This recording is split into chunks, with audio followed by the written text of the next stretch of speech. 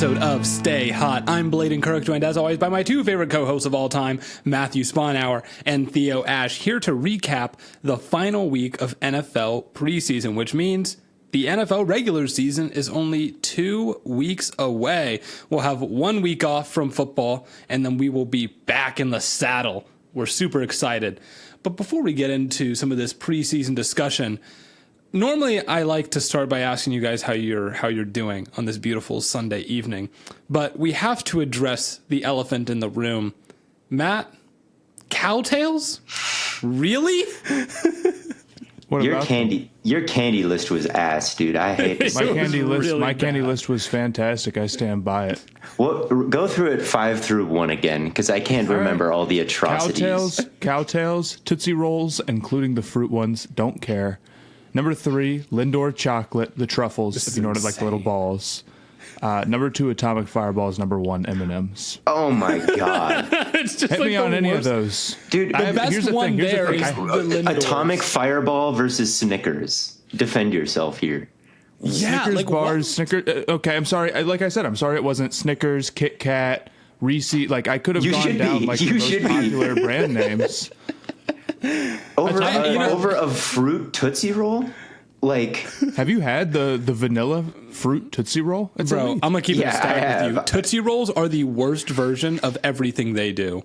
The Tootsie Absolutely Pops not. are the worst version of a Tootsie Pops lollipop. are elite as well. Tootsie They were on Rolls the are the short worst list. version of chocolate, and fruit, like the fruit Tootsie Roll things, are the worst version of a fruit-based candy. Absolutely In not. honor of this list, I made my own top 5 candies, 5-1. Nerds, but only the pink ones. Nerds suck. Airheads. Nerds are terrible. Oh my god, they're awful. No, bro, you're tweaking. They're just sugar. They're literally just sugar. Oh my god. People are like, what about Nerds gummy clusters and Airheads? It's like, what the fuck No, are you bro. talking Nerds, about, man? nerds are 5. Airheads are 4. Reese's Pieces are 3. Gummy Bears are 2. Saltwater Gummy Taffy bears. is 1. Like, oh my Saltwater god. Taffy is 1. saltwater taffy. Oh my god. Yes. Blaiden, please No, make bro. a TikTok about this. Get the heat off of me. Okay, I'm confused by that list because how is it only pink Nerds? There's no way in a taste test. Only, oh my god, only a certain Yeah. color. Oh, no. And how does that make your only- top 5 it's- if you have to pick out just? It's only the pink ones? Nerds. I don't really eat candy that much. Like, this was a weird list for me to Okay. make. I only eat the pink Nerds. I only eat the red Airheads and the red Gummy Bears. Come on, dude. I just don't be eating. I will get candy for Christmas and it'll stay in my bowl Okay, so until refrain next from making Christmas. making lists. but Neither this of you is- guys are real candy enjoyers. This is exactly why candy lists can end up so weird. Fruit is an everyday item, right? When I go to the grocery store, there is a 100% chance that I'm going to get multiple fruits every time. Candy is like, there's one candy I buy for myself, basically ever, and it's Cowtails. the M&Ms. No, it's M&Ms. Yeah. So when we're going through the candies, it's just like, I'm going to take like, this is what I'm going to get if I want some chocolate, most likely. And then like the Fireballs, dude, that's just what Grandma had. I love them, man. That's what Grandma had for top 5. That's Yeah. what is this reasoning? A Snickers, and by the way, Snickers bar is like not even in the top like 3 or 4 chocolate bars that I would be getting at a convenience store. That is crazy. I have to. There's- I Milky Ways probably are better. disagree. You're taking a Milky Way. That's like pure like. How do you even taking a say Milky it? Ways. Brand bar over it. disgusting. Yeah, Okay, here you want a real top 5? Let me give the people's top 5. Here's what Okay. you do: name 4 big brands and then like one curveball. No. Yeah. Here we go. They'll be jumping up and down. Snickers and Reese's are elite. M&M's, I'll also give you. I'm taking the peach rings, like any brand. I don't care. Peachios, like the peach ring candies. Those are great. What else is there? You're not like here's the. let me here's get the thing, Sour running out of Patch candies, Kids and let me get Sour Patch Kids are good. a Twix. All right. There we go. Oh, I was thinking Twizzlers. Okay, eat Twix. Okay, is fine. like 4 candy bars that share like 95% of their DNA and Like a gummy Four worm. You candy cannot tell bars, me though. a Snickers and a candy bars all Reese's owned and by a the Twix same don't company. taste different to you. Like, those are very different candy different. It's bars. They all fill their own role. Like, Bro Heath just doesn't said, taste like let me any get, like let a me get the Snickers. let me get the Mars parent company. They're all so and much, then- man. Like Snickers is just like it's just so heavy, dude. That's what sucks about it. That's why M&Ms are preferable. They're like light.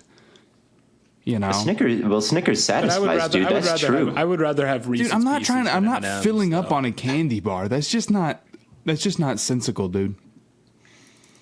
It's like a Cocktails are great, by treat the way, energy. too. It's like a treat Cliff Bar. I can see how that might not be appealing, but I It's rock with not. Snickers anyway. No, it's candy. Ridiculous time. Long Comparing- bike ride, once you're eat a getting on my Snickers balls. after it's over. Bang. Comparing candy to a Oh, Cliff yes. Bar, I feel like is an insult. Cliff Bars are not good. Cliff Bars are good, dude, and they're good energy. What? There's like Cliff Bars. No, they're nasty, bro. Only. Well, the they're not like beginners. supposed to be like for taste that much. Like, aren't they just like packed with like stuff you need for working out? They're just like protein bars, but you're Yeah. like. They yeah, taste it's way like- better than an average protein bar, which is probably bad. The But best protein bar I've had is the Gatorade ones. The Gatorade ones are elite, dude. I'd rather have. They're lighter. Yes. They're lighter than these like a full candy bar. It's like I'm Shoot, just. bro, like, I might put the Gatorade protein bars in my top 5. a Snickers on a hike. I would rather straight up have a Gatorade protein bar than a Snickers bar. Truthfully and honestly, and I swear to God. Okay, you're talking about like working out, like like how about in your Matt how about in lives your the gym? First of all, how about in your talking taste Halloween for basket? Like, we're talking candy here. You'd rather get a fireball, an atomic Did you just fireball, turn than like a Twix. 14 or 24, dude? What are we getting in our Halloween What's basket? ranking candy, bro? It's over, dude. Dude, I need candy that helps me work out, bro. Like, this does not I'm not taste saying good. it. I'm saying it's just I've had a Snickers bar. I've had a Gatorade protein bar, which for the record, Gatorade. These are two protein bar, different like things. This is Calorie to comparing- protein. If you had it, you'd know because it's like really like pretty borderline. yeah, they've between got like the being a- peanut butter flavor and like it's fire. It's Oh fire. my god. the Snickers I bar. You've can't been attest. successfully marketed to. Fine. Theo's a victim Also, of- any sort of late-stage gummy candy. capitalism. It's for both of you. Yeah, I'm Any sort sorry of they don't gummy run ads candy. for Fireball, Atomic Fireball. I came by it honestly. They don't need to. Those who know. And you know what? Here's the I thing. know that they're Here's the mid. thing. They give them out for free at like a good candy store. It's like you can take a free Fireball or something. They just That's want like people a- to know, man. I don't think that makes it a bad. That's the candy. I really cheapest truly candy at like a convenience store. Like don't. Okay, well, how much does a candy have to cost for it to be good? It's a little. at least $1. Yeah, at least $1. It has to cost $1. Yes. What about a York? Damn, patty? Theo, That, didn't know that you were money patty goes doesn't towards cost $1. York patty's good. goes towards it tasting better. bougie ass NFL, bro. Yeah, you can't afford a Snickers bar. I can afford a Snickers bar, buddy. If you can, I can have 100 Snickers bars right now, buddy. Honestly, the Gatorade I can lend you bars guys are some money probably if you more guys- expensive. Oh, than they the don't know Snickers. about the Gatorade bar. It's like $9 a piece, almost certainly. Let me look that up right now. How much are the Gatorade? Probably like 4 or 5. It doesn't matter. It doesn't matter. No, it does matter, man. How was You your get a weekend, though, box Matt? of- How was your weekend? Terrible. This candy video has ruined my. No, What did you think was going to happen? Did you think everybody was going to be like, no, I know. get this? No, because I was talking about it when I was streaming, and everyone's like, "Yeah, dude," and it's like, okay. Well, I respect you for making it anyway. I was like, well, because the thing is, I did my 10, and then I realized it's like when I got the 10, it was like, okay, well, then Reese's Cup is at like 6, and Twix is at 7, and I'm like, well, who cares? I'm just going with my top 5 that are the ones that I like. But those are my favorite candies. I don't know what to tell you, and I'm surprised so many people hate on Cowtails. I've just never had one. It's just a weird ass pick. It was a weird They thing come to in see like little first. smaller ones. They're just caramel and cream. They're really good. But the one that really shocked me is I had some people in my comments hating on Lindor chocolates. Now I'll say this: I can get That was the Tootsie best Rolls. one on the list. I thought can that was get the best Tootsie item on Rolls. the I can list. get the Atomic Fireball. The Atomic Fireball I know is an out there pick specific for me. Hating on Lindor chocolate, like I almost started deleting those comments because it really just disqualifies you. Those are the You deleted those comments. The only angle I could see is like it's not really candy to pick like a luxury brand. Like, oh, But my you can- favorite you is can like get them in fudge convenience from the stores. finest. they're a Artesian little shop. they're a little bit on the nicer range, but like you can get them in You convenience can get stores. them. I think that So that's a valid pick. It just kind of challenges you, the definition of what candy is, maybe. But no, it's really the atomic fireball that pissed me off the most. Cowtails, I don't even know what the hell that is. No, Cowtails was just so It just sounds funny at and the top. Jokic Joe Star's video. That's how I came to know about it. At number 5, That's how I came to know about the list. Oh my god! But you know what? I I went into the comments of my video. I appreciate everybody who was defending my Cowtails take. There were a good calling amount. me and Were there? Okay. I can't make a video about it without seeming salty. You are. I'm like screw on, You are salty, dude. Because like you can tell. I can't be like, they're like, you're 80 if you like Cowtails. And then I can't come back with, well, actually, they were invented in 1984, so that doesn't make any sense at all. It's like, No, that would actually be It's just- better, man. You should make that video. no, it's just over. Crunch bars are also very good. Shout out Also, Crunch bars. I'm putting a stop to this conversation as we hit the 11. Theo, how was your yeah. weekend? My weekend was good. Yeah, because we haven't even gotten into my weekend yet. We'll That's take true. another 10 minutes. No, it was good. I had a party. It was my birthday recently, and my girlfriend's as well the week before. So we had a big party, and friends from Wow. all over the place came, and so it was super fun. Had a presentation night since we're nerds, and just tell Yeah. people to. Would you present I about? saw I was my birthday, so I wasn't presenting anything. I would have done like a cover 4 clinic or something, but cover 4 clinic. Why not cover? I think a cover 6 clinic would have been more interesting. maybe I would have had it. I just think quarters is more fun to learn about, but and just easier because like all the coaches it's are always definitely talking about fucking quarters and everything, so it's like that seems more relevant to right now. But at any rate, I didn't do a presentation, and that one probably would have flopped. But we had one on Ohio cryptids. Do you know anything about the frogmen? The frogmen? No. No. No. They're just like big dude, like frog, half man dudes. But I liked that apparently they don't cause any harm. They just like jump into the water when you see them, and it's like extra scary. Real. Or like the melon heads. That's the Have you heard of splash them? that I hear whenever I like first show up at a lake or something. Mm-hmm. Is the frogmen jumping in? We got an Ohio melon head right here. Am I right? Yeah, good one. But do you know them, the orphans that like murdered the guy who was experimenting on them and now like run around the woods No. at superhuman speed? Nah, man, we don't. You never seen one of those? No. Damn. Damn. There was another presentation on just posts from the r/huffing community. My personal favorite. So it was a good time. It was people had fun with it, and saw Carson from Nerd Sesh. There's a lot of crossover, I know. So shout out Carson. Shout out Carson. He did his presentation on grilling. Got some grill lore. Got some grill techniques from the grill. The grilling cookies video? No, there are a lot of memes that he talked about though. Wow. So Interesting that he didn't bring that one up. He must hate us. I had a good weekend, but I was mostly just getting hyped for the season, man. Like preseason is over now. I was just thinking about the Chiefs today and just like psyching myself up. I don't know if you ever get in that mode where I was just like, yeah, this is gonna be, I don't know, but the fact that they get a chance to three-peat this year had me really excited. I was getting more and more amped. I was like, we'd never been able to see a team do this before. Yeah, I was. Yeah. basking. I was getting myself a little bit hyped up today because I had a dynasty fantasy draft, and this is honestly probably the best fantasy draft I've ever had. I ended up with Lamar Jackson, Christian McCaffrey, James Cook, Tyreek Hill, Devonta Smith, Christian Kirk, Isaiah Likely, James Conner, David Montgomery, Nick Chubb, Justin Tucker, and the Cowboys defense. Who's your quarterback? Lamar. It's also super flex. I have Geno. Okay. That's good. Seems good to me.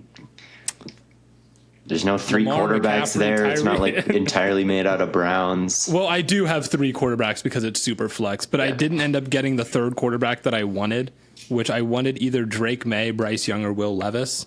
I ended up with Russell Wilson. Yeah, it was a bad run there, but I'm trying to make a trade for Richardson right now.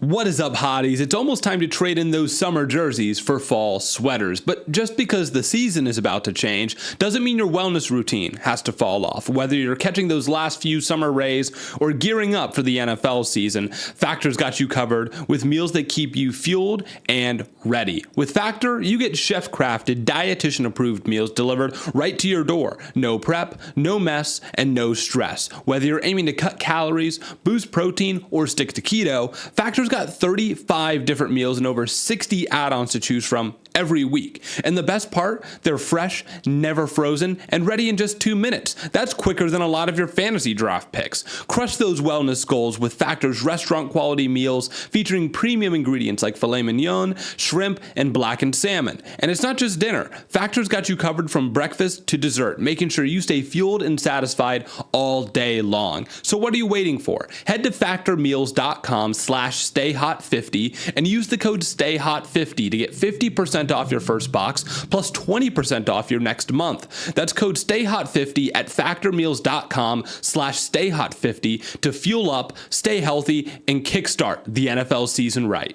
Let's talk about some preseason.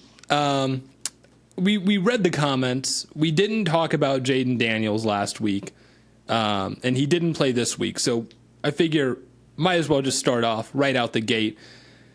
Rumor has it that Jayden Daniels performed quite well in last week's preseason performance. What are your guys' thoughts on that? On Jayden Daniels' performance in general? I thought it's fine. Like, he didn't do anything bad, really. He hit the deep shot in his first game. That was pretty nice. And then I thought in the last game, when he actually played for multiple drives, he looked really accurate. Like, he was hitting the top of his drop and getting it out, and nothing was crazy. It was like a ton of hitches, but they were like about as well placed as you can throw hitches, right? Like, you're graded on exactly where you put the throw. So if it's low and outside on a hitch, that's like ideal. And that's exactly what he was doing. And he needed it too, because it was tight coverage. So like, that was nice, but that's kind of all we got to see, I'd say. Like, we didn't see too much pure drop back stuff from him. Yeah, it's good to see him get the ball out quick, though. It looked like their offense had some serious structure to it. It's kind of tough to judge any of these quarterbacks off of preseason, especially when you only see them for, I mean, I don't know how many snaps Daniels was out there, but total it was probably like sub 40, sub 30. But I thought so far so good. I do kind of maintain with Daniels going into this season, I wouldn't have taken him over May, but I don't think he's going to be a disaster. I think he's going to be all right. Now, maybe there's some limitations that hold him back from being like a true franchise guy, but I think he's going to have a pretty decent rookie season. I don't think it's going to be, like Zach Wilson got out there and it's like, okay, well, this is a total disaster instantly, and it just doesn't look like this guy can be like an NFL dude. Maybe he takes a bunch of sacks. That's what I'm interested to see. But with him getting the ball out super quick, if you can limit that, or they're at least trying to limit that, I feel a little bit better about him. The one thing that would concern me with that is, like, again, it's preseason, and when you get into, who do they play week 1? I don't even know, but you get into a real NFL defense, and it's like you're not just going to be able to run hitches every play. I don't know. Kingsbury might try. He might try. I mean, look, you can try, but whether or not you actually can and march down the field, it's like at some point we're going to have to see some like true drop back offense, and how he performs in that will be the real judge. Yeah, but I thought he looked good within the structure of the offense, but the structure of the offense just didn't really move me right. Getting the ball out in almost less than 2 seconds. It was like faster than 2 a time this preseason. But it was all hitches. Like, okay, how are they going to catch it and run? There was one play where McLaurin turned upfield, and it was really well placed, and he was able to do that, and it's nice. But I just get concerned about an offense with Cliff Kingsbury that, like you said, Matt, it looks very structured. It looks very structured, like there's no motion ever I saw that McLaurin was lined up to the left 28 of 29 plays or whatever, and I got flashbacks to the DeAndre Hopkins route tree on the next gen stats. You know, when it's all just the outs and like the goes on the left side, like all from that one clump. I was like, no, the horrors. And I don't know, Cliff Kingsbury, like, we'll see. It's not too far off from the offense that like Jayden Daniels thrived in. Like all Neighbors and Brian Thomas Jr. ran were hitches and goes. So it's like if you can mix in a good amount of goes and runs, it's not the worst thing in the world, you know, but it does. The offense just is kind of frustrating sometimes with how like lame it is, you know. So it's not. That's not. But that doesn't mean that it's that Jayden played bad. It just means like, is Cliff going to win a bunch of playoff games? Like, is this? They could just be hiding their game plan too. Yeah, true. Cliff could maybe he learned a lot coaching Caleb Williams to do nothing but run around and I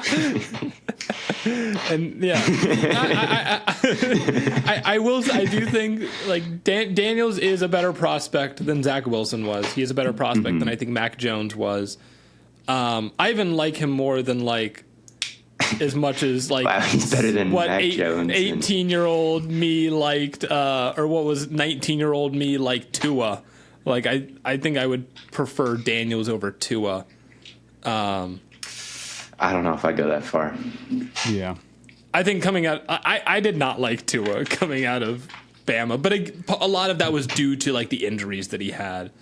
And I was just worried about that kind of stuff. But what do you guys think about, while we're on the Commanders, how about the Dotson trade? They traded him to the Eagles for a third-round pick and 2 sevenths, and then the Eagles got Dotson and a fifth. I will say this. If I were on the receiving end of that kind of a trade, I would feel very weird about it, a little skeptical, because they're in the same division. Like, a part of me would feel like, okay, there is not one team in the NFL that has your best interest in mind when trying to make a trade with you. If anyone has your worst interest in mind, it would be a team in your division. I'm like, there's a non-zero chance they're trying to like set you up with a player that they right. Like, why does Washington feel comfortable giving him to the Eagles? Right? I think it's perfectly fair to ask. No, I think the entire take here is, in general, with these type of trades. Yes, I believe them. I believe him. If Washington's willing to trade him, it's because they don't think he's good, and they probably know better than everybody else. And on top of that, he didn't produce last year. And this is excluding the fact, like, I hate these type of trades. I think these type of trades are so low ceiling. They're treated like they're these sort of genius 40 chess dude. We only gave up like a day 3 pick worth of value, which I'd say here the Eagles probably gave up closer to like a low day 2. Dude, they gave up a third. They gave up a third, and then they got a fifth back, but they also gave up 2 sevenths. Like, you can't tell me that's not basically just a third round pick. People are saying that it's like basically a free third because they got a third in the draft. No, it's not. I think that's so garbage, bro. No, I think that's so garbage. You could have had 2 third round picks, and now you have 1. You cut your odds in half of getting a good player on day 2. You know.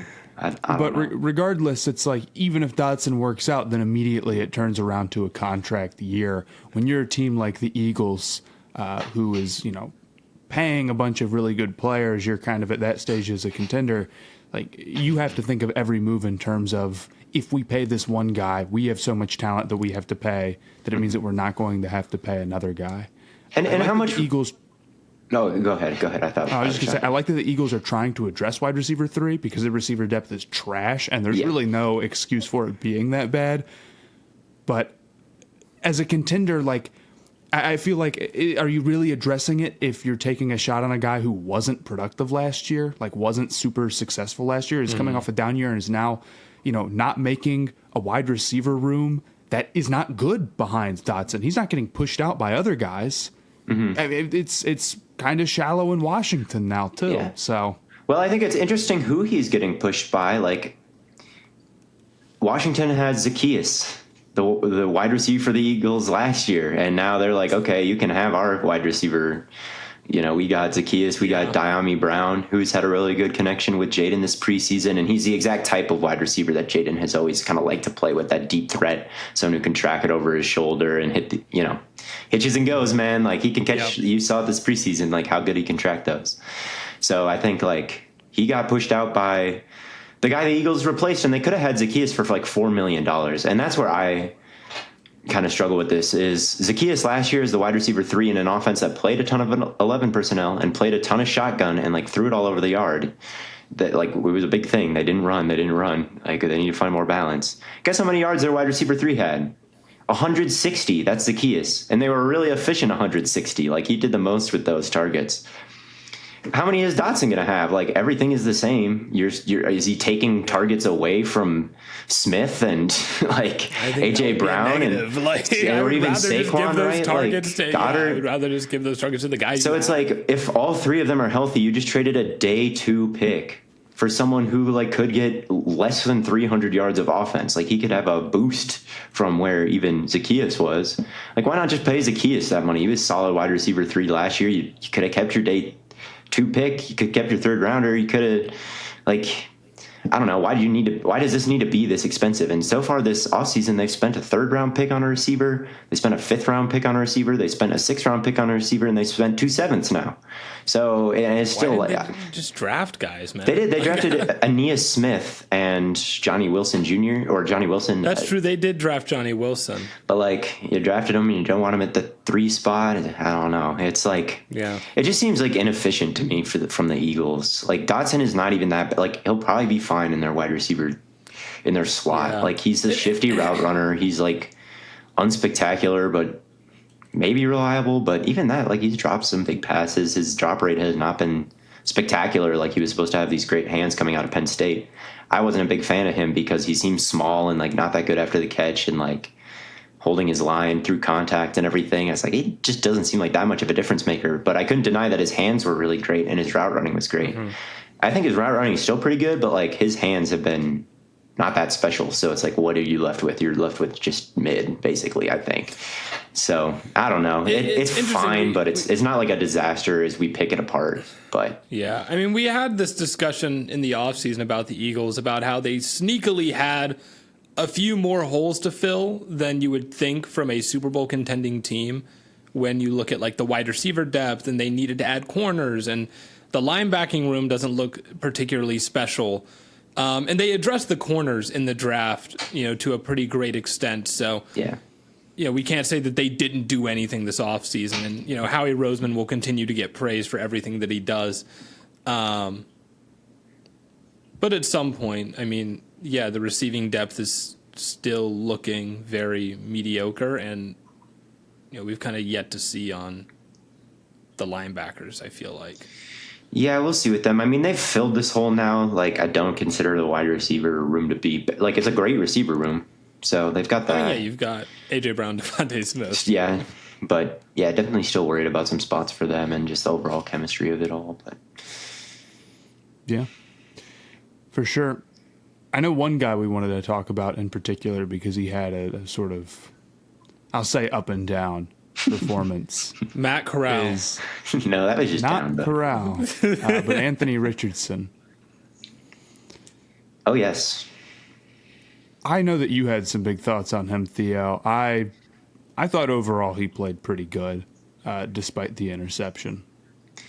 Yeah, I think I was just upset at Herb Street for speculating that he could be in a battle with like Flacco. That just pissed me off. Just because no other like young quarterback gets treated that way. Like all the rookies, it's just how great they are. I feel like all the announcers are. I don't know. I guess. The way they've dick rided some quarterbacks this offseason, and it's like, oh, how great is this? How great is that? I feel like that's a general vibe for everything. Like the new offense. There's one other quarterback that's getting treated like this, and that's Drake May.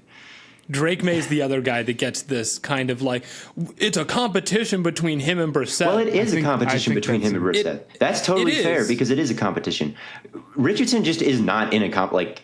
That's just reckless to say as a live broadcaster when I feel like generally everybody tends to be positive, and it just started all this dialogue that succeeded in triggering me. So that's all. I'm just triggered. I think Richardson looked fine. He hit a lot of, I won't even say, I don't know how many like throws he ended up making in total, but he hit several great throws. So he did, he's really got an amazing arm. I mean, there's some things that he needs to work on. I think the offense as a whole's got to continue to gel. Like he just hasn't been out there a ton, and they don't even have all of their guys necessarily back. I think getting his most friendly, maybe most quarterback friendly receiver back in downs would be huge. And I think it's worth criticizing, like, his accuracy isn't as bad as people think it is, but there are times where because he just lasers everything at like the 99th percentile, like when he misses brutally bad. And there's a few passes that he had that in that game. And there's even a few where it's like it hit the guy in the hands, but it's so fast and it's outside of their frame. It's like they're just not going to make that catch. I can't really sit there and be like, well, it hit you in the hands. It's like, it's just tough. So I wanted to see him develop more touch, but I don't know. You see him get compared. I've probably said this a million times, but you see him get compared to a dude like another toolsy guy like Willis, and it's like, well, how different are these two dudes? And ignoring the fact that obviously Richardson is more toolsy than Willis, just his feel for the game and his ability to read things out and stay calm when things break down. We even saw a few plays like that in this preseason. I would be pretty shocked, or I'll say this, I can't think of any player who has had the athletic ability that Richardson has paired with his feel for the game and his pocket presence, really, that would just be like a bust. It's really, really tough to imagine. I think the Colts are a pretty good situation for him. I think things are going to be really good for him this year. It was. Go ahead, Blaiden. I was just going to say, even looking at the interception that he threw to Battle, which I had mixed feelings about because I love Jordan Battle. Good on good. Good on good, man. Good on good. It really was. But no, I thought it was interesting because the tight end Granson on that play, it almost felt like a miscommunication because Granson was stemming so hard inside that you could have imagined that maybe he was just going to settle inside, and then he opened his hips and shaded outside, and Richardson put it inside. And I'm like, that could have been a miscommunication. Oh, definitely. It was definitely a miscommunication on whether or not he was going to just sit or whether or not he was going to run out. Yeah. Yeah, and I think usually on those snag concepts, you usually just see him sit. They don't drift towards the running back out in the flat. But I also could kind of see, based on the leverage, why he thought breaking out was a good move. So that's like, it's a preseason. Yeah, because Battle did have the inside leverage there. So shading out, I get it. But the worst play happened the play before that, because there was a double move that Mitchell ran, and then there was a crosser that should be the next read in the progression. And it seemed like he just went right from the double move to the check down, and like Pittman was wide open on the crosser. It's like, how do you miss that open crossing your face? Like, right, read high, read medium, read low, like pretty damn easy, and he didn't do it, and he just sailed the check down because the check down was covered. Like, there were definitely concerning plays with him. His footwork was legitimately like off at times, right? Like, he missed the throw to A.D. Mitchell on the crosser that went like 10 feet over his head. Like, that's a brutal miss, right? And I thought he was kind of swerving all over the place, dropping back. But I think the good news for him is he's just going to play. Like, he's the uncontested starter. Flacco's not pushing him already, which is why he just needs don't bench him just because he's showing some like rookie mistakes. He's barely played. It's like 16 games. And they're not going to bench him. Like, no, and right, exactly. Like, there's just no chance. Like, this is just on the second preseason game or third or whatever it is. Yeah. Like, and the announcer is speculating that they're going to bench him because of like some footwork shit, when he's actually like making some excellent throws, like the touchdown where there was a guy running hot right at him and he I don't know if it was an intentional pump, but I could definitely see him like separate his hands and fake that throw to the flat. I thought maybe it was to get the linebacker to peel off, and then he got to the backside mesh, like jump pass, like, bro. That was beautiful. Lamar shit there, man. Yeah, it totally was. It totally was. And that throw up the seam against cover 3, like, yep. I don't know if you guys saw that one where it was right over the linebacker's hand, and he's going to play. And watching him and Trey Lance in the same like day was interesting because I always think of those two as kind of being similar. Like they didn't play a lot in college at all. And then they got hurt they missed kind of their entire first season. But I mean, if he's healthy, Richardson is going to get the chance that like Lance never got. And I think things will kind of be worked out with reps and things like footwork. And sorry to ramble about this, but like his footwork on RPOs and stuff, very good. Yes. Like that first drive, they marched right down the field doing the RPOs. Like there was a slow mesh point, him and Jonathan Taylor, like linebackers are flying up because they're scared of the run, hit to Pittman. Like that shit is going to work all year automatically. It's the straight dropbacks that are going to be a mixed bag because there's going to be some spectacular ones and there's going to be some ugly ones. Like I'm certain. But that's fine. And you expect that out of Richardson. And in a way that a lot of other quarterbacks get a pass when they're playing their first year because they're young and people are usually pretty kind to young quarterbacks. I feel like Richardson might not because he's a more divisive prospect. I mean, this is like kind of the big quarterback debate. Can you take a guy who doesn't have great college stats, who's very toolsy, and turn him into a better NFL quarterback? Josh Allen did it. Trey Lance didn't. Richardson is next up. And I think on top of that, a lot of like more heavy college football guys kind of take it as an insult from the draft community. Yeah. And they say, no, Richardson's actually very good because they sat and they watched Richardson and he didn't do anything at Florida. So how's he going to be an NFL guy? You don't know anything. You don't actually watch our sport. And to some extent, I get that. Yeah. But to some But extent, you're on an to a NFL lot of broadcast, extent, bro. It's like you can be skeptical of Richardson, and it's valid. Like all the throws that I mentioned that are good, you can take. There are several bad plays in this game, right? There were several. So I get being skeptical and using this game even as proof. But the jury is out, and I think like already speculating that like, oh yeah, he's gonna get benched is just like, dude.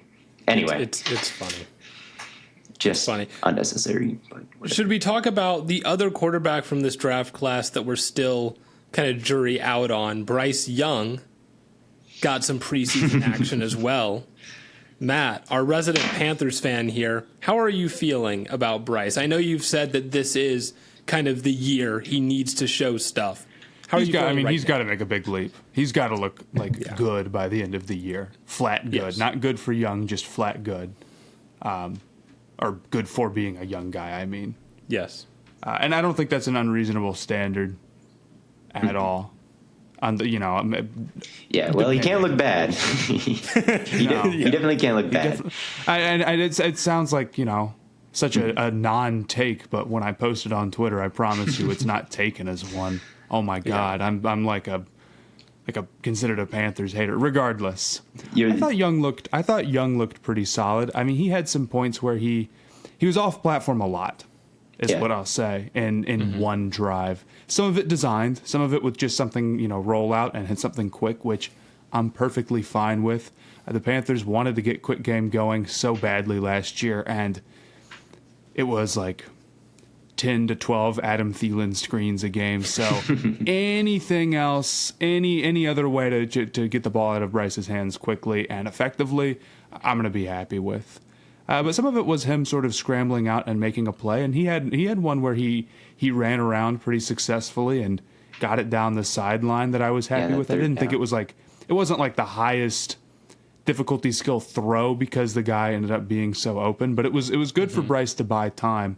And there was another time where Bryce, the pocket kind of collapsed, and Bryce did a good job not taking a loss. He wasn't quite able to keep his eyes up and like go make a throw down the field, but he gained a couple when maybe somebody else would have lost a few. I of course, this is one drive of a preseason game, so to like really like have any takeaways from it would be ridiculous.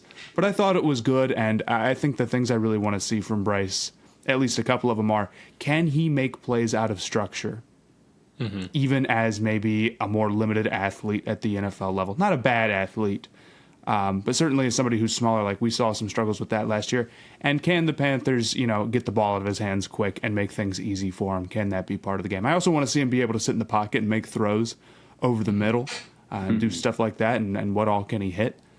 But I thought it was a perfectly fine drive. Yeah, I think it was good. I mean, it was a fun drive to watch. He was like balling out there, like buying time. I know the player talking about third down. He like escaped out to his left and then kind of faded away, and the guy like dove and he wasn't there anymore. He looks like the most athletic player out there, and that was nice to see. You haven't seen that since Alabama. Something like just exploded outside my house. But Well, but like if Theo's camera cuts off and he dies, but it was nice. I mean, you saw just unlimited creation ability. He looked really smooth, really flexible, like changed his launch points, super accurate downfield, making people look silly. Like it looked awesome, but it's against the backups. So against NFL athletes, we just haven't seen that type of stuff. Right. The starting and lineup. I believe he's got like the shiftiness and the quickness, and he's not a slow guy at all to move around and create. But there was times last year where like he'd get bumped and he'd go down really easy, or he'd kind of get things would kind of get closed up around him, and he wouldn't be able to do that type of stuff. So if he's doing what he did in that drive all the time, fantastic. You know, that's phenomenal. That's why they drafted him number 1 overall. Because, you know, he's got a good feel for the game and he can make plays like that. If he can't, that's going to be a problem. But to see it, you know, I'll say this, you know, yeah, it's against preseason guys, but you definitely want to see it against them. So the fact that he did is still a good thing. right. I felt like I was watching Bryce Young at Alabama again. Yeah. I was like, oh my God, this is the guy. I was like, oh, like you said, Theo, the creativity within and outside of the pocket was that's what we saw awesome. at Alabama. Even the sack he took, he made like 3 guys miss. It was awesome. It was like, bro. Yeah, he's great. I don't know like, what the all-22 situation was downhill, so but I was back. like, damn, he like made 3 people look silly, and then his journey ended. And even from the end zone angle, it looked like he was still keeping his eyes up. Like it like he had to tuck. It's like he had to tuck the ball at one point, but I mean, it wasn't like he was like looking for a lane to run. It felt like.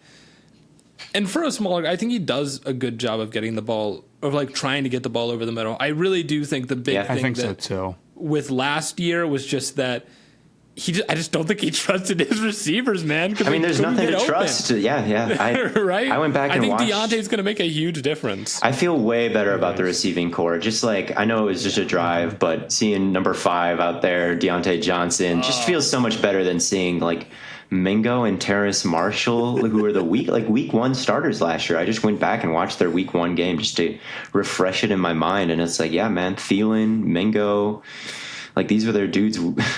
Week 1, Marshall Jr. Like was that the worst receiving core in football? Oh yeah, I mean, and this year, like Deontay Johnson, like Thielen is still there, and he was their best guy by far. Like you can't overstate how much better Deontay Johnson is than Mingo. He just and creates then, like, space, like and even if he's not creating space for himself, he's also creating space for other people. Well, he's just winning his routes. I mean, he can separate. Just had guys who would never win.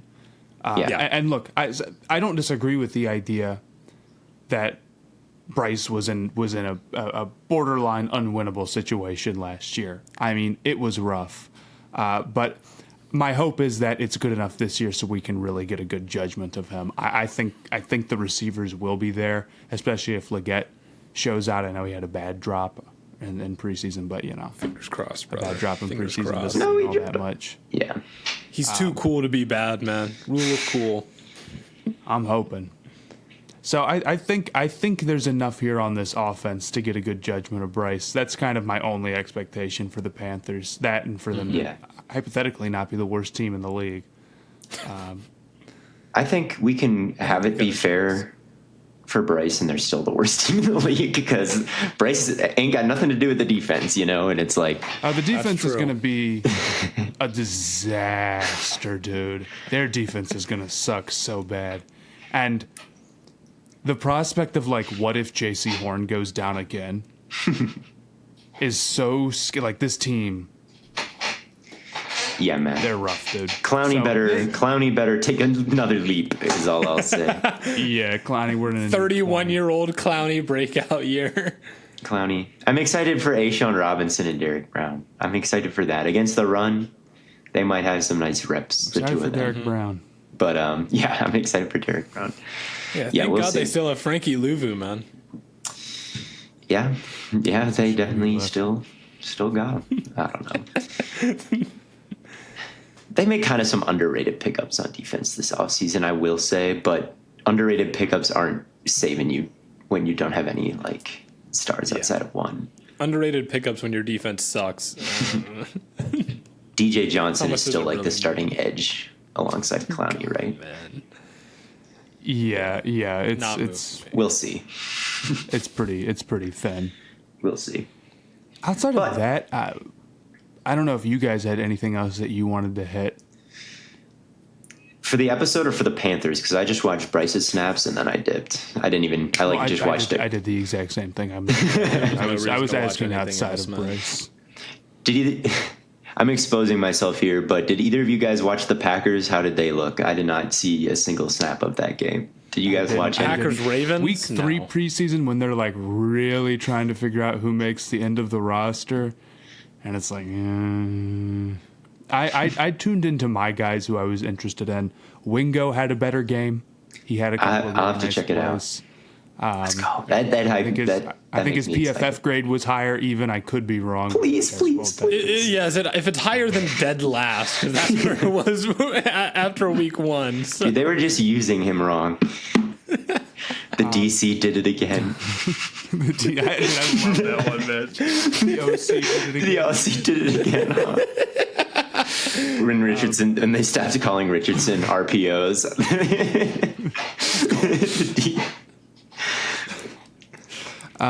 They're forcing him to get uncomfortable on purpose. I can't stress this enough. Jaylen Wright should be in the rotation for Miami. He had a couple of really, really nice plays. He's so good. So I expect him to be a weapon from day one for them. Mm-hmm. And I would honestly be disappointed if it's not like a serious role. Because he's clearly got it, dude. I mean, he had a couple of plays where he just straight up bounced off somebody. You know, somebody, I forget who, I was reading a scouting report like a year ago, described A-Chain as like a pinball. Yeah. And maybe that was you who said that to me, Theo. Or maybe it was like... I probably did if you thought it was a good... If you thought it was a good analogy. Okay, if it was good. Then Theo came up with that. I think Wright is kind of similar.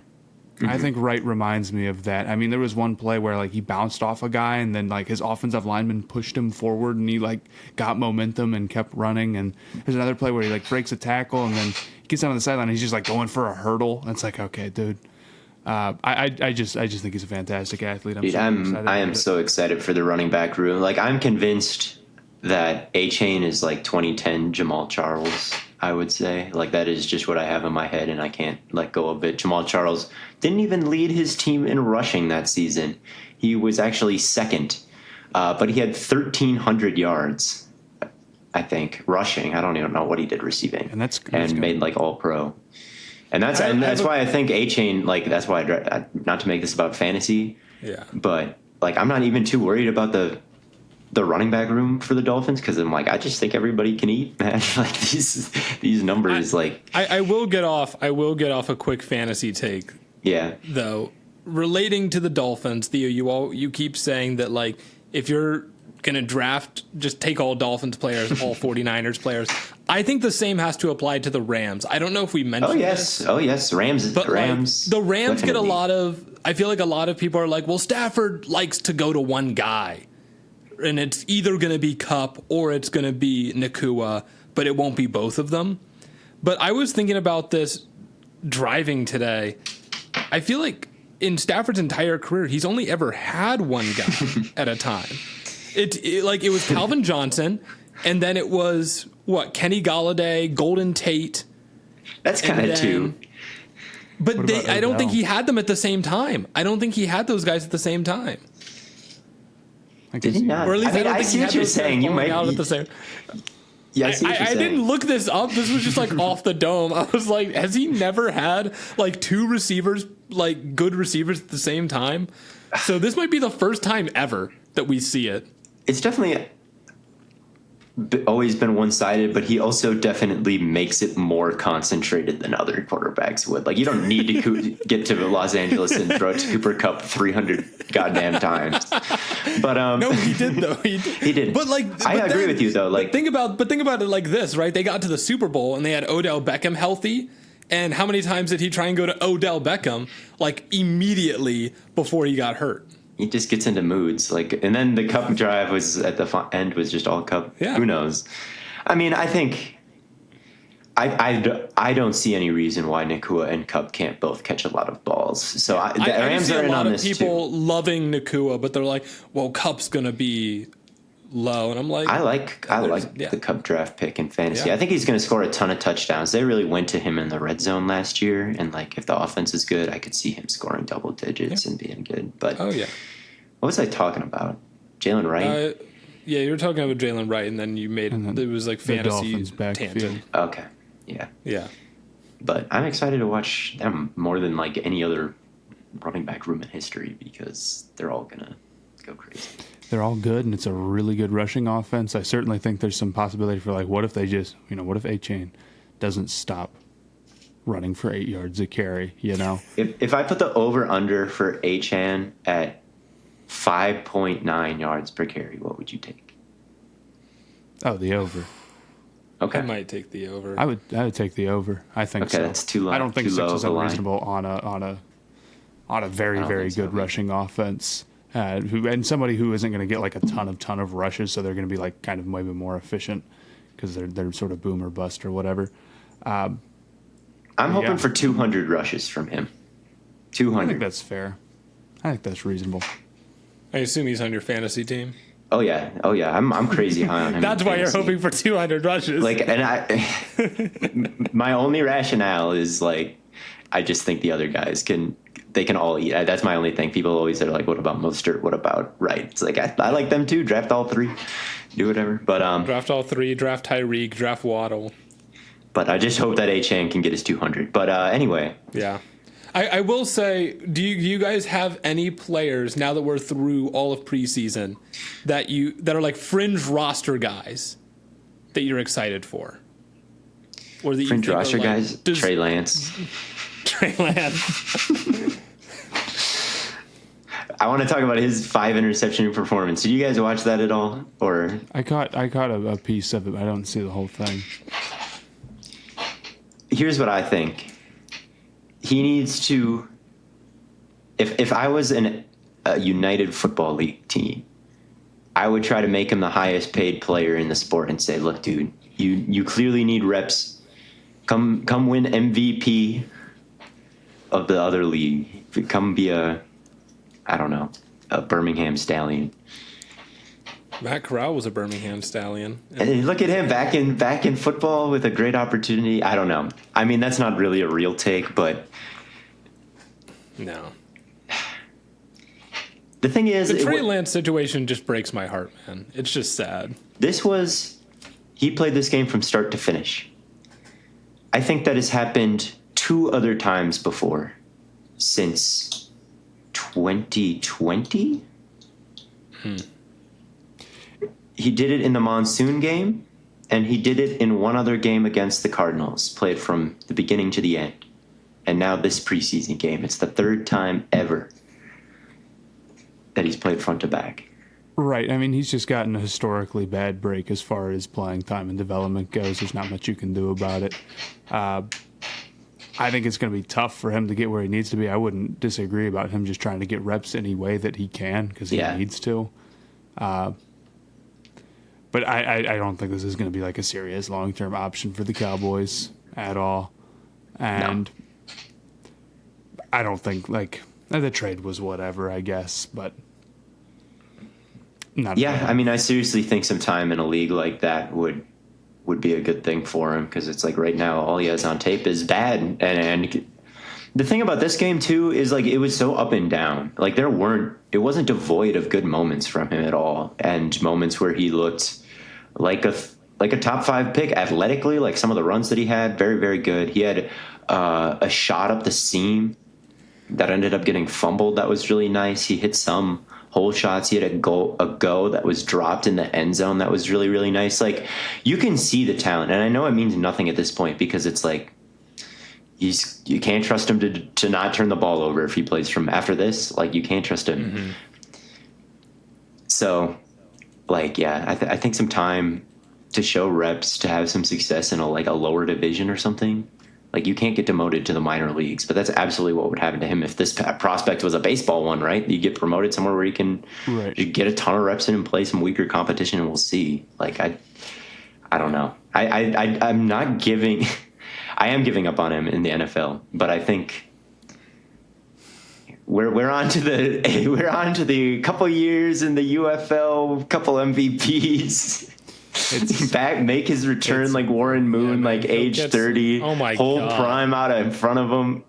He's got a long time left. He's gonna be like Kurt Warner, man. Exactly. Yeah, he'll be bagging groceries and get the call to NFL Europe.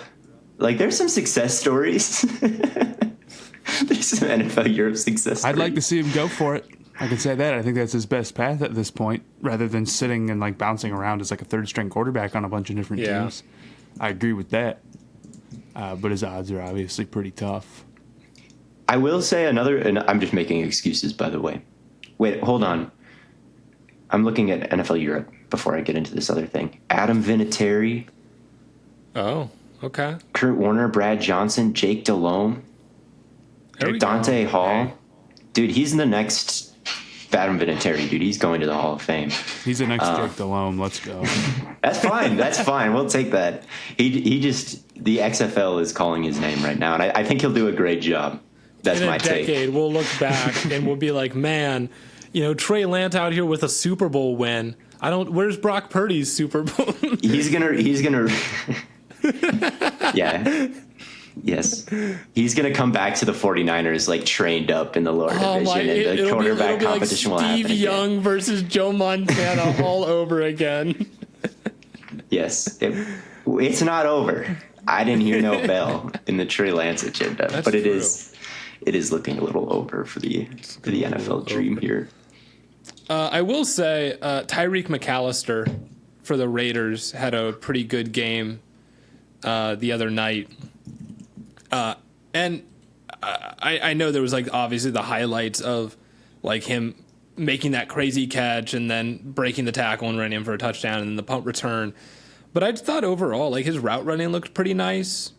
And even the catch that he made, it's like that was a good route. Like he was very wide open and it was just like an underthrown ball that he did a great adjustment to get back. And I'm like, it might not be for the Raiders because I know it's looking like a lot of people are feeling like that he's not going to end up being like the sixth wide receiver in that room despite that performance. But I think that game earned him a roster spot somewhere. Mm-hmm. Yeah, it kind of feels that way with the whole Raiders receiving core. Like Trey Tucker's had some really, really nice moments. Like Christian Wilkerson had a good preseason. What's the other guy? Turner? DJ Turner? He's had a nice preseason as well. So it's like everybody has looked pretty promising. Or a lot of people have. Oh, they got Dax Milne on that team, Blaiden. Yes, they do. They do have Dax Milne. But yeah, we'll see. And it's not like they're fighting for a very high spot either. Like they got Devontae and Jacoby locked in. Mm-hmm. So if like Trey Tucker, why can't he be like a very efficient number 3? But he will be. They've got some interesting depth pieces at receiver. Like it's not so bad after the top 2. Yeah. I'm a little bit concerned about Gardner Minshew as the starting quarterback, though. I know last episode we were talking about how like that's fine. I started watching. I mean, it's not fine. No, like he is bad, but it's better than O'Connell. But like O'Connell sucks, man. But like I don't know if that's true though. Like I thought we were maybe a little bit hasty saying that after I kind of went back and looked more at the two of them. Like after catching more, I was like, low key, O'Connell ran this offense like a lot better. Minshew's completion percentage this preseason was 48%. It was bad. That's like horrible. What was O'Connell's sack rate, man? It was the same as Minshew's. Really? Was it? I mean, they like Minshew hit some passes down the field. Like, yeah, he is a bit more mobile. But the more I was watching them, I was like, this is off. And the thing about O'Connell, like, I thought he was cruising to the win for the starting job. Like Minshew really struggled outside the shot to Tucker, like visibly shaken, missing throws in that last game before he was named starter.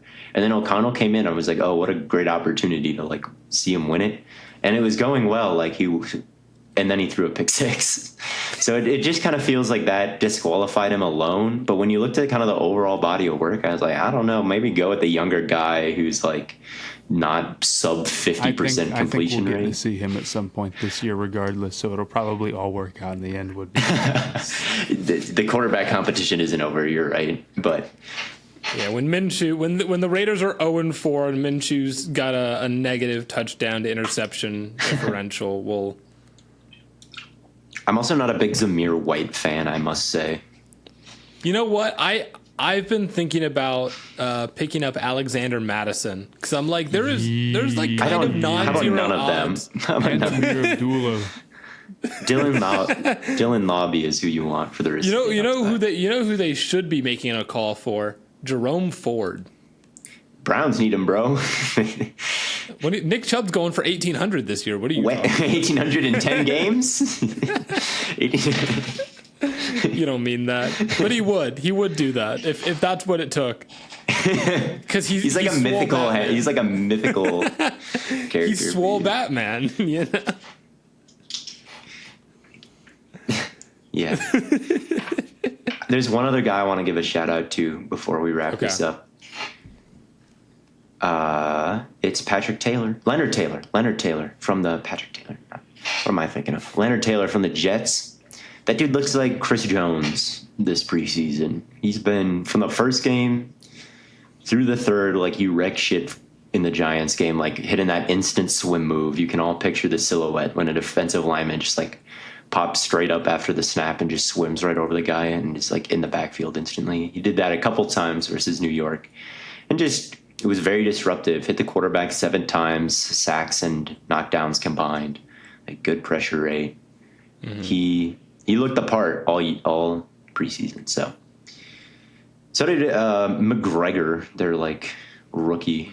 I don't know if he translates quite as well, but like the two of them, I was enjoying watching those two. And I was thinking about the Hassan Reddick situation and how he still hasn't reported and how many millions of dollars in fines that he's racked up. They've squeezed you too thin at this point.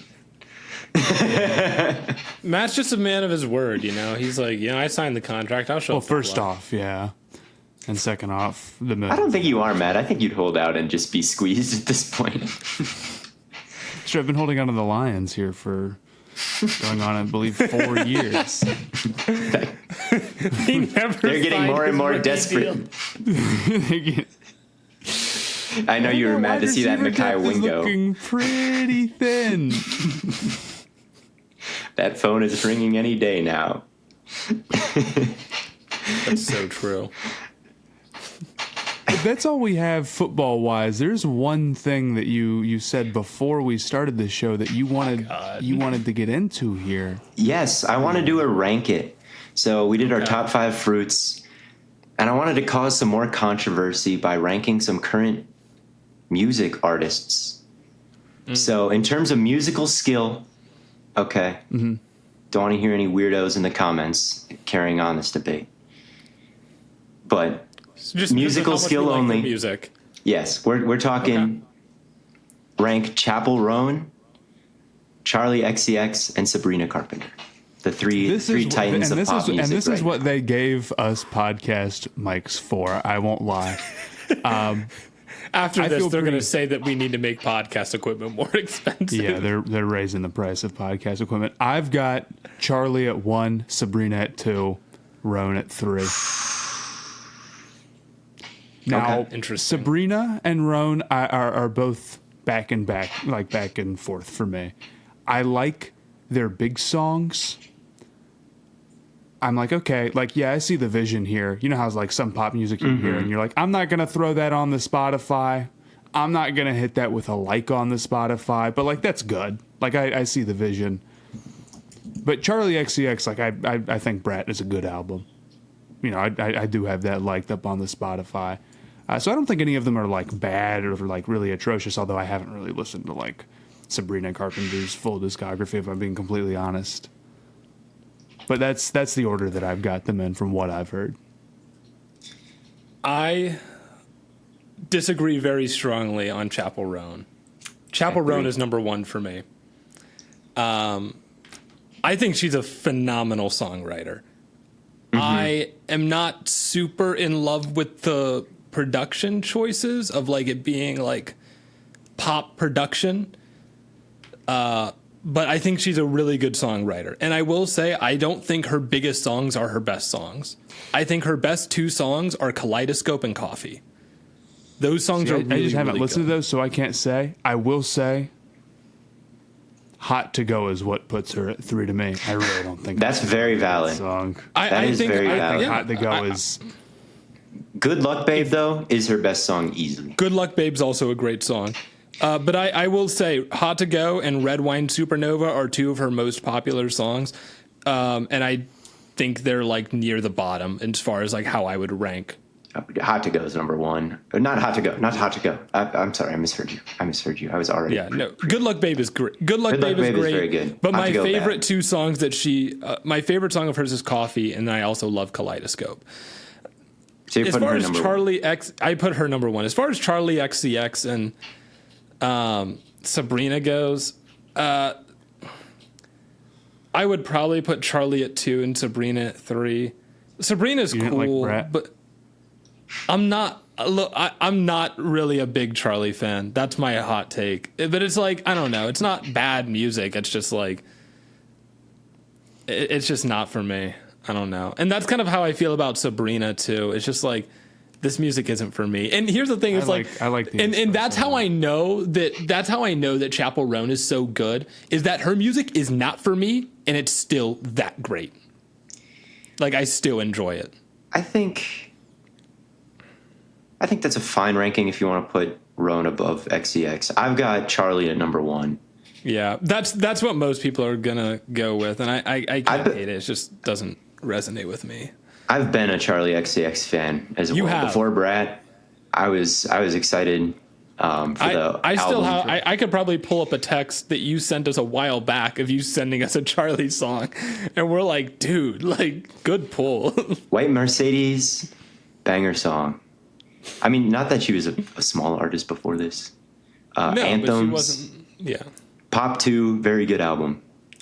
I don't know. She is up my alley, like just kind of the overproduced.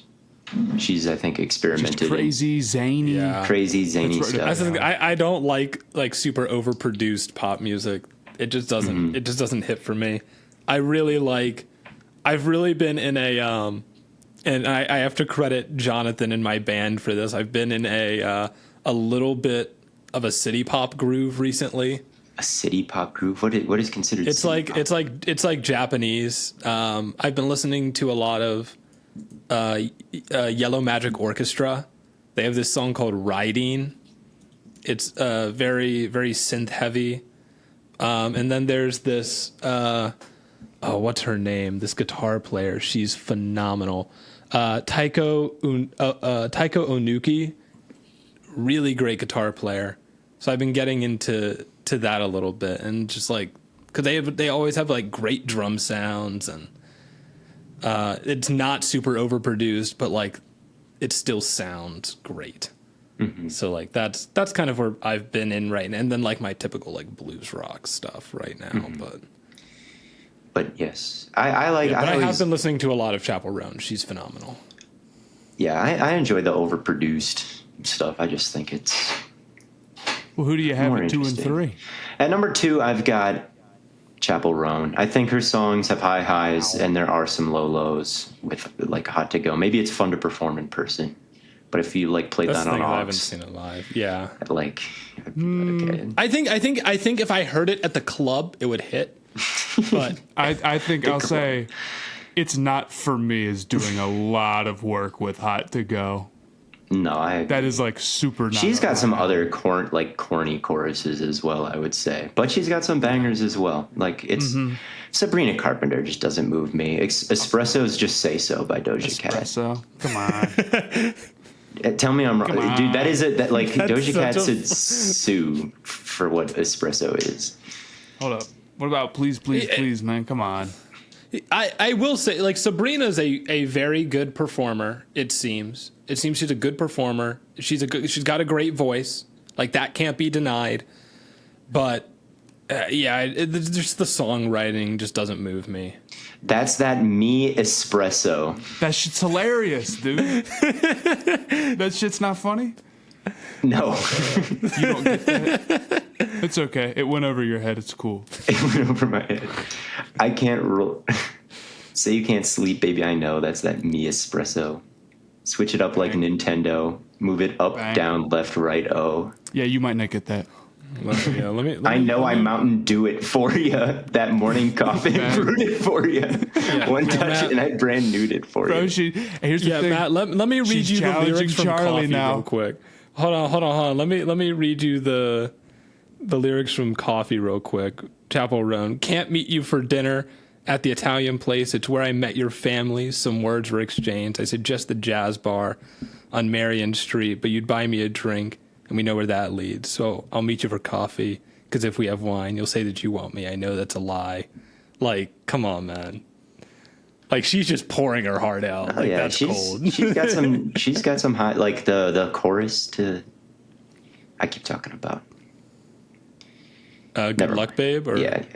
Like that chorus, very, very good. Yeah. That whole song, very well done. That's a lot better than what Sabrina Carpenter has to offer, I'm afraid. Oh, She's like, she reminds me of like an AI pop star. Like, is she like a real person? Like, she just doesn't look real, and like She was her beefing songs with are like Jenna AI. Ortega in the music video. She's like a hologram. I saw someone say that she looks like a Meemaw from Young Sheldon. What? What does Meemaw look like? I don't know about Meemaw from Young Sheldon. It's Young Sheldon's grandma. Look up Young Sheldon's grandma, and someone said that Sabrina Carpenter looks like Young Sheldon's grandma. You guys really don't like espresso. You don't hear that. You're not like. Dude, I've heard that song a million fucking times. Yeah. Charli has Yuck. That's like a better espresso, and it's in the I mean, same Matt vein also as had this, so. Charli at one. Like, you're not. You're right, but espresso is like, it's hardly even. I'm taking carp. All right. All right. Well, They're all just That's waiting our- until Lana drops again anyway. That's what I'm saying, man. we're waiting for Billy to drop again. What are you talking about? Stop! You don't mean that. Billy You don't mean drop. that. Not actually. Did you hear that Black Midi broke up? Oh, I did hear that. That was That's horrific. so That was sad, horrible. bro. I love Black Midi. Their drummer. I can't believe Greatest drummer ever. I wanted to see them live so bad. That would have been awesome. Their last album, I can never remember anything. I ain't Fantano. I can't remember if Hellfire was the most recent one. Yeah, that but was. that's the one That I like album a is lot. so fucking good. That was my favorite It album is. that year. Oh, that album rocks. Still is such a good song. Mm-hmm. Oh my gosh. Oh, we'll get artists that we actually agree on. Oh, I'm blanking on the name now. It's Simulation Swarm, Vampire Empire. What's the band? I have no idea. No, Matt, you have to help me out here. You're talking about Big Thief. Yes, Big Thief. Yeah. Waiting for the next Big Thief drop. Yeah, that's fair. They're good. Anyway, Sugar Sue, that song off Hellfire. We're waiting for Sweet and Short to drop. Who is that? That's Sabrina Carpenter's That's next the next album. bro. Sabrina Come on, keep Carpenter talking. album. Does she not have an album out? No, I honestly have no idea, dude. Oh, these are just her two singles? That's pretty impressive. She's got different pull. You're backing the wrong horse.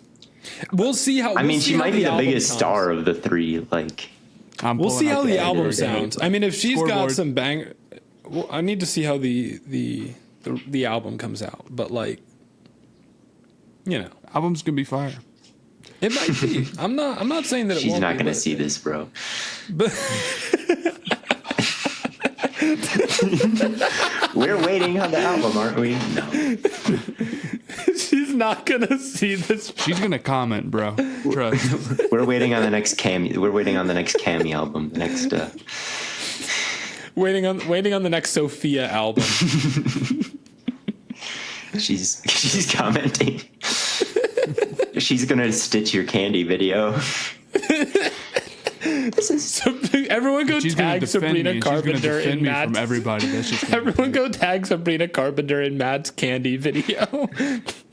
you're not stealing her from the guy from the Banshees of Inisherin. No, they broke up, didn't they?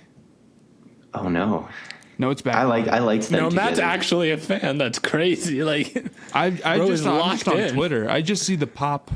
Oh, what's it? Pop Crave. I just know about Pop Crave. I don't see so that. Pop Crave says something. Yeah, no. They're on and off according to Teen Vogue. Okay. According to Teen Vogue. She called him one of the best actors of this generation on August 6th. She hasn't said anything about the Stay Yeah, On well, podcast. that was 21 days ago, brother. Publicly. It was 20 days ago. My bad. So, less than 3 weeks. So there's still time. There's still hope. Is Anyway. Lana single? Asking for a friend. I am. I don't know. She was in November 21st. She confirmed she was single again, and she hasn't we definitely hear about it if she was dating anybody. Yeah, we definitely. We would. probably We definitely would.